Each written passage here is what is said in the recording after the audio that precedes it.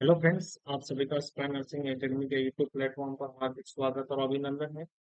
आज फ्रेंड्स मैं आपको बताने जा रहा हूँ कि अपनी बॉडी के अंदर विटामिन बी 12 जो है, उस बी 12 विटामिन का किस तरीके से जो एब्जॉर्प्शन जो है वो एब्जॉर्प्शन होता है ना। बहुत ही ज्यादा शानदार चीज है ये। क्या चीज है, इस चीज को आप समझने की कोशिश करना बच्चों, आपको समझ में आ जाए कि विटामिन बी 12 जो है अपनी बॉडी के अंदर किस तरीके से इस विटामिन बी 12 जो उस बी 12 का एब्जॉर्प्शन होता है। क्या अपन खाते हैं सीधा का सीधा विटामिन एब्जॉर्ब हो जाता है, या फिर किस तरीके से होता है या नहीं होता है। एक प्रकार का एकमात्र ये ऐसा विटामिन है, विटामिन बी 12, जो क्या होता है अपनी वाटर सोल्यूबल होने के बावजूद भी, क्या है बच्चों, वाटर सोल्यूबल होने के बावजूद भी क्या होता है, ये अपने बॉडी के अंदर क्या होता है बच्चों बच्चों स्टोर जो है वो स्टोर रहता है। क्या रहता है बच्चों, स्टोर रहता है। पहली बात तो समझ में आ गई। ऐसा कौन सा विटामिन जो है वाटर सोल्यूबल होने के बाद भी क्या होता है, अपनी बॉडी के अंदर क्या रहता है बच्चों, स्टोर जो है वो स्टोर रहता है। तो क्या बोलोगे, कौन सा विटामिन है? विटामिन बी 12 जो है वो बी 12। और कितना एमजी स्टोर होता है अपनी बॉडी के अंदर? 4 mg स्टोर होता है। कितना? 4 mg जो है वो 4 mg स्टोर करता है। ठीक है। और 4 mg के अंदर भी बच्चों देख लो, यहाँ पे मैं आपको हल्का से क्लियर कर देता हूँ कि 2 mg तो आपके लीवर के पास रहता है। कितना रहता है? 2 mg लीवर के पास रहता है। और बाकी 2 mg का आपके हार्ट के पास। ठीक है, किसके पास? हार्ट के पास, किडनी के पास बच्चों। और किसके पास रहता है? आपके ये हार्ट के पास, किडनी के पास रहता है। और ब्रेन जो है उस ब्रेन के पास रहता है। किसके पास रहता है बच्चों? ब्रेन जो है वो ब्रेन के पास रहता है। अब किस तरीके से इसका एब्जॉर्प्शन जो है वो एब्जॉर्प्शन हो रहा है, क्या क्या चीजें इसके अंदर हो रही हैं बच्चों, आइए अपन देखते हैं कि क्या क्या चीजें हो रही है। देखो, मैं आपको सिंपली बता देता हूँ कि क्या चीज इसके अंदर हो रही है बच्चों। सबसे पहले विटामिन बी 12 जो है, विटामिन बी 12 आपने लिया बच्चों, है ना। किसी भी फॉर्म के अंदर क्या लिया आपने बच्चों? विटामिन बी 12, जो उस विटामिन बी 12 को आपकी बॉडी के अंदर ले आओ। बात समझ में आएगी बच्चों, है ना। विटामिन बी 12 जो है उस विटामिन बी 12 को आपने बॉडी में लिया, ये स्टमक बन गया आपके, ये बच्चों आपके ड्यूडिनम बन चुका है। और ड्यूडिनम के बाद बच्चों आ जाओ सीधे आप जेजुनम के ऊपर आ जाओ, है ना। ये आपका बच्चों क्या आ गया? जेजुनम जो है वो जेजुनम आ गया, है ना। और जेजुनम के बाद बच्चों आ जाओ, ये आपका हो गया इलियम हो गया। क्या हो गया बच्चों? ये इलियम जो है वो इलियम हो जाएगा आपका। और इलियम होने के बाद duodenum, jejunum, ileum, small intestine खत्म। और उसके बाद क्या हो जाएगा बच्चों? लार्ज इंटेस्टाइन जो है वो लार्ज इंटेस्टाइन यहाँ से चालू हो जाएगी। क्या हो जाएगी बच्चों? लार्ज इंटेस्टाइन जो है वो लार्ज इंटेस्टाइन चालू हो जाएगी। बात समझ में आई? क्या है ये आपका?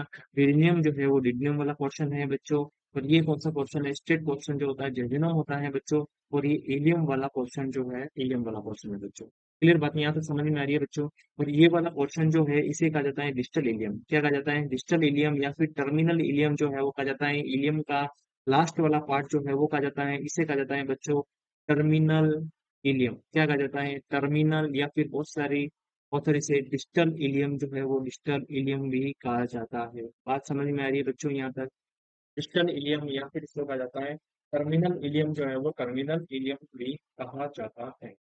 क्लियर बच्चों बात? अब देखो, आपने क्या लिया यहाँ से? विटामिन बी 12 जो है विटामिन बी 12 को लिया, इसका सेवन किया आपने। विटामिन बी 12, है ना, उसका सेवन किया। विटामिन बी 12 यानी कि साइनोकोबाल में, मिथाइल में लिया आपने। ठीक है। और इसको लेने के बाद आपकी बॉडी के अंदर गया यहाँ, और बॉडी के अंदर जाने के बाद कहाँ आया? सीधा ये भैया आपके स्टोमक, जो स्टोमक के अंदर आ गया। कहाँ आ गया? स्टोमक जो है उस स्टोमक के अंदर आ गया। और स्टोमक के अंदर आने के बाद विटामिन बी 12 जो है उस विटामिन बी 12 के साथ एक भाई साहब मिले। उन भाई साहब का नाम है गैस्ट्रिक आर बाइंडर। क्या नाम है उन भाई साहब का? गैस्ट्रिक आर बाइंडर जो है वो मिले। क्या मिले इनसे? Gastric R binder. ठीक है। और गैस्ट्रिक आर बाइंडर मिलके क्या करेंगे? इस विटामिन बी 12 को कहाँ तक पहुंचा देंगे बच्चों? आपका जो ड्यूडिनम वाला एरिया है उस ड्यूडिनम वाले एरिया की ओर पहुंचा देंगे। कहाँ पहुंचा देंगे बच्चों? जो आपका ड्यूडिनम वाला एरिया जो है, इन स्मॉल इंटेस्टाइन वाला एरिया जो है वहां तक पहुंचा देंगे। और यहाँ पहुंचाने के बाद क्या होगा? जो गैस्ट्रिक आर बाइंडर है वो क्या हो जाएगा बच्चों? डिस्ट्रॉय जो है वो डिस्ट्रॉय जाएगा। क्या हो जाएगा बच्चों? गैस्ट्रिक कार्बाइंडन जो है वो डिस्ट्रॉय हो जाएगा। और विटामिन बी 12 जो है वो किसके साथ मिक्स हो जाएगा? जो आपका इंट्रिंसिक फैक्टर जो होता है उस इंट्रिंसिक फैक्टर के साथ मिक्स हो जाएगा। किसके साथ मिक्स हो जाएगा बच्चों? आपका जो इंट्रिंसिक फैक्टर जो है, कौन सा? इंट्रिंसिक फैक्टर जो है उसके साथ बच्चों ये मिक्स जो है वो मिक्स हो जाएगा। आप सभी को पता होना चाहिए इंट्रिंसिक फैक्टर क्या होता है बच्चों। अगर मैं बात करूं बच्चों इंट्रिंसिक फैक्टर के बारे में, तो इंट्रिंसिक फैक्टर की अपन बात करते हैं किसके बारे में, इंट्रिंसिक फैक्टर यानी कि जो अपना स्टोमक जो होता है बच्चों, स्टोमक वाला जो एरिया जो होता है वहां पे जो गैस्ट्रिक ग्लैंड होती है बच्चों, कौन सी ग्लैंड होती है आपकी, जो गैस्ट्रिक ग्लैंड होती है, और गैस्ट्रिक ग्लैंड के अंदर जो सेल्स होती है उसका नाम होता है ऑक्जेंटिक सेल्स। कौन सी सेल बच्चों, ऑक्जेंटिक सेल्स जो होते हैं उस ऑक्जेंटिक सेल से दो चीजें बनती है, एक तो बनता है आपका HCl हाइड्रोक्लोरिक एसिड बनता है, और एक बनता है बच्चों इंट्रिंसिक फैक्टर जो है वो इंट्रिंसिक फैक्टर बनता है। वो यहाँ पे हेल्प कर रहा है, क्या कर रहा है, वो इंट्रिंसिक फैक्टर जो बन रहा है ऑक्सेंटिक सेल से, वो क्या कर रहा है आपके ड्यूडेनम एरिया के अंदर क्या कर रहा है, हेल्प जो है हेल्प कर रहा है। और विटामिन B12 किसके साथ कंबाइन हो गया, इंट्रिंसिक फैक्टर जो है वो इंट्रिंसिक फैक्टर के साथ में कंबाइन हो चुका है। और इंट्रिंसिक फैक्टर के साथ में कंबाइन हो चुका है बच्चों, एक कॉम्प्लेक्स जो है उस कॉम्प्लेक्स का निर्माण हो चुका है बच्चों। और उस कॉम्प्लेक्स का नाम क्या होगा समझ लेना, विटामिन B12। क्या कहेंगे इस कॉम्प्लेक्स को अपन, vitamin B12 intrinsic factor complex. क्या कहेंगे, ए कॉम्प्लेक्स। बात समझ में आई, क्या नाम होगा इसका, vitamin B12 intrinsic factor complex के नाम से इसको जो है वो जाना जाएगा।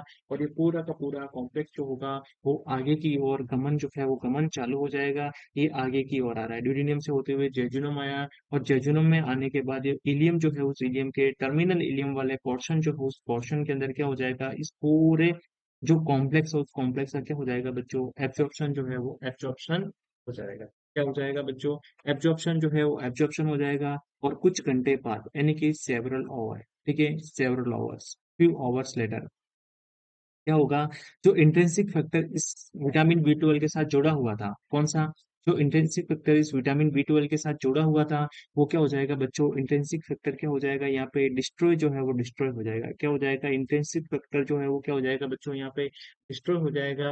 तो फिर बचा क्या यहाँ पे, ओनली विटामिन B12 जो है वो विटामिन B12 ही बचा। क्या बचा बच्चों, विटामिन B12 जो है वो विटामिन B12 ही बचा। और विटामिन B12 जो है वो कहाँ जाएगा, सीधा यहाँ से पोर्टल वेन से होते हुए कहाँ जाएगा बच्चों, लीवर जो है वो लीवर के पास जाएगा। कहाँ जाएगा बच्चों, सीधा का सीधा कहाँ जाएगा बच्चों, ये लीवर जो है उस लीवर के अंदर जाएगा। और मैंने आप सभी को पहले ही बता रखा है कि लीवर कितना स्टोर करेगा इसे, 2 mg जो है वो 2 mg लीवर रखेगा, कितना रखेगा, 2 mg विटामिन B12 को लीवर जो है वो लीवर रख देगा।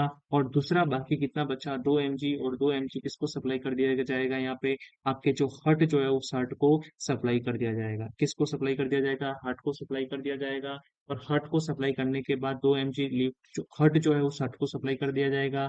और हर्ट किसको, पूरी बॉडी के अंदर सप्लाई कर देगा। और ये कहाँ पर स्टोर होगा 2 mg जाके, एक तो होगा बच्चों ब्रेन के अंदर जाके स्टोर रहेगा, और एक आपके किडनी जो है उस किडनी के अंदर जाके ये स्टोर जो है वो स्टोर रहेगा। बात समझ में आ रही है कि नहीं आ रही है बच्चों, मैंने क्या चीज समझाई है। जैसे कि आपने विटामिन B12 जो है विटामिन B12 लिया है ना, वो स्टोमक के अंदर गया, और स्टोमक के अंदर क्या था आपका, गैस्ट्रिक आर बाइंडर जो है वो गैस्ट्रिक आर बाइंडर प्रेजेंट था। और गैस्ट्रिक आर बाइंडर क्या हुआ, इसके साथ कंबाइन हुआ, विटामिन B12 के साथ कंबाइन हुआ। और इससे क्या हुआ, गैस्ट्रिक आर बाइंडर जो है, तो समझो बच्चों,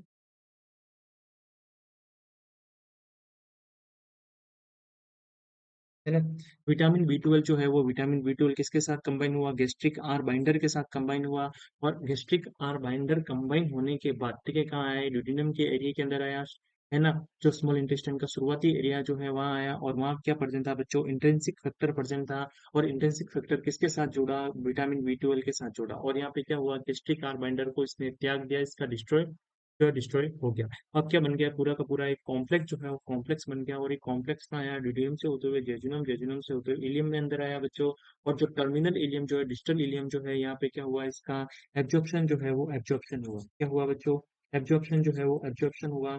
और एब्जॉर्प्शन होने के बाद बच्चों कुछ घंटे बाद क्या हुआ, जो इंट्रिंसिक फैक्टर था आपका, उस इंट्रिंसिक फैक्टर का क्या हो चुका है बच्चों, यहाँ पे डिस्ट्रॉय हो चुका है। और बचा क्या, ओनली फॉर विटामिन B12।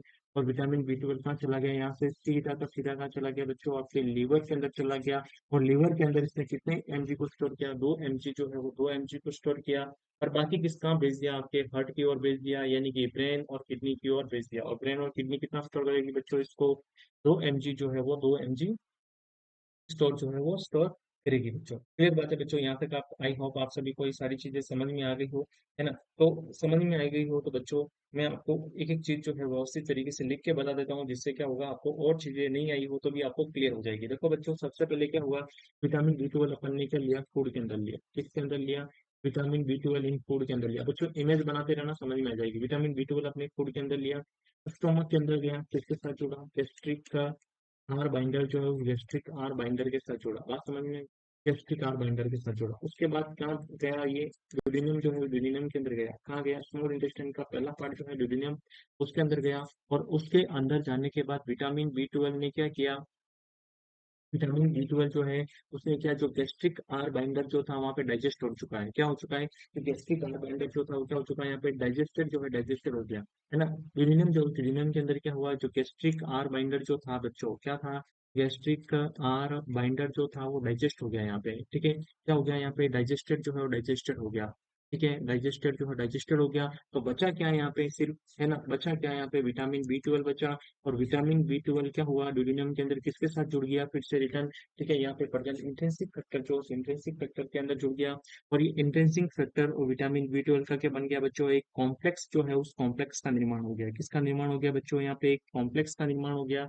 और ये कॉम्प्लेक्स कहाँ पे गया आपके, है ना, जो स्मॉल इंटेस्टाइन का इलियम वाला पोर्शन जो है वहां गया, ठीक है। Goes to terminal ileum. बच्चों कहाँ गया है ये आपके, टर्मिनल इलियम जो पोर्शन जो है, उस टर्मिनल इलियम वाले पोर्शन के अंदर गया। और वहां जाके क्या हुआ, टर्मिनल इलियम वाले पोर्शन के अंदर एक पूरा का पूरा कॉम्प्लेक्स जो है वो क्या हो चुका है बच्चों, यहाँ पे एब्जॉर्ब जो है वो एब्जॉर्ब हो चुका है। कंप्लीट कॉम्प्लेक्स क्या हुआ, ये कंप्लीट कॉम्प्लेक्स जो है ना, वो क्या हो चुका है, यहाँ पे आपका एब्जॉर्ब जो है वो एब्जॉर्ब हो चुका है।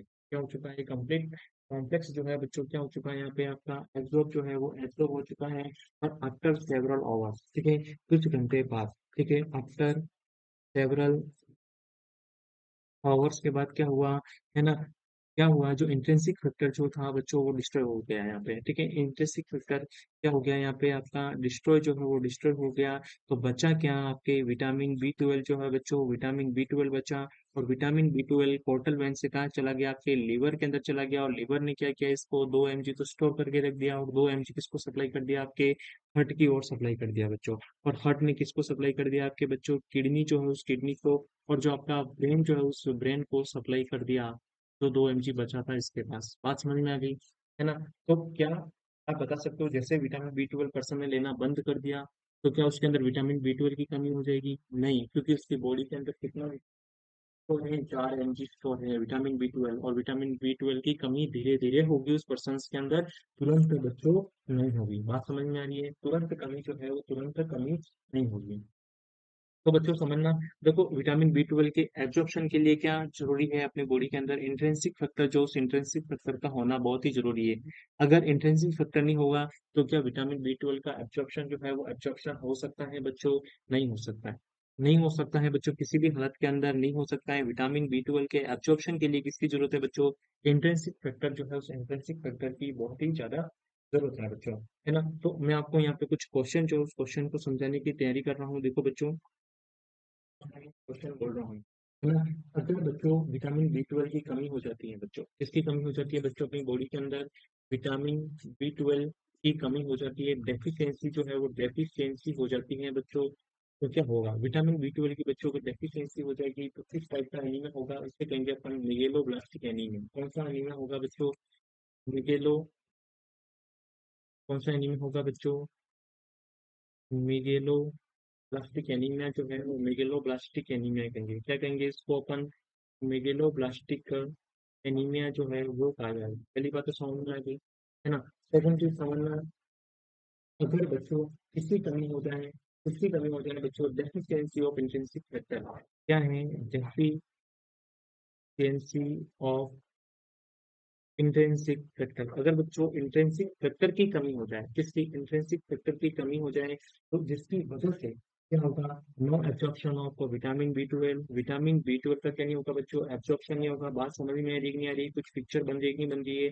No absorption of vitamin B12, vitamin B12 जो है उस विटामिन B12 का क्या नहीं होगा बच्चों, एब्जॉर्प्शन नहीं होगा।